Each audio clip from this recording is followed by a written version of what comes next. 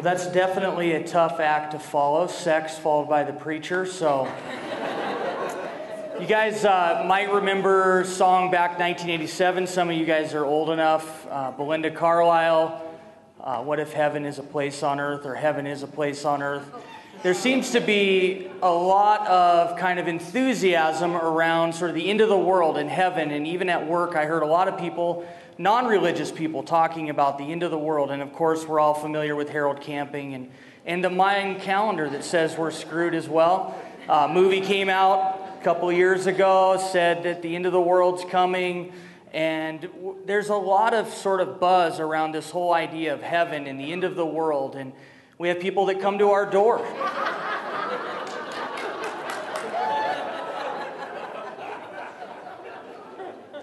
I'm a preacher, but I don't typically knock on people's door. But if that's what you want to do,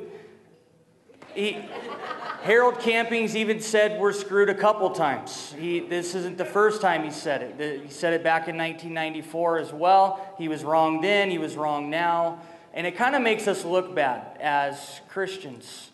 The Jehovah's Witnesses have said that the end of the world's coming a few different times, going back to the late 19th century. And there's a lot of kind of talk around this whole idea of the end of the world. And it's not just the Mayans, it's not just different religious groups, preachers as well. And, you know, I'm one of them. So, and I don't typically dress like this or look like this, but we kind of have this sort of reputation for being maybe a little bit pessimistic. You've got the street preacher, judgment's coming, the whole kind of 666 phenomenon and being paranoid around that. Obama's the Antichrist. Supposedly there's some architecture in New York that proves that.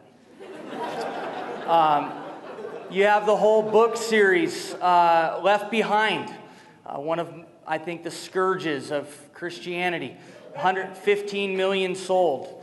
It's scientists say it too. The red giant is coming and it's melting the earth and we're all doomed. And so it's not just religious people, it's science as well. But maybe there's a possibility. Are we really screwed? That's a question I want to ask you tonight. Is the end of the world coming? Do you believe that? And is it like the scientists and the Mayans and the preachers and the people that come to your door? Is it like what they say? If it is, man, we might as well take advantage and just, mine the earth, drill it till it's dry, take advantage of everything. I love this picture, by the way.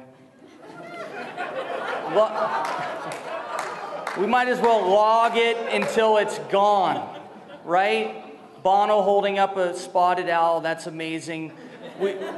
We might as well just take advantage of the earth if they're right. But what if they're wrong?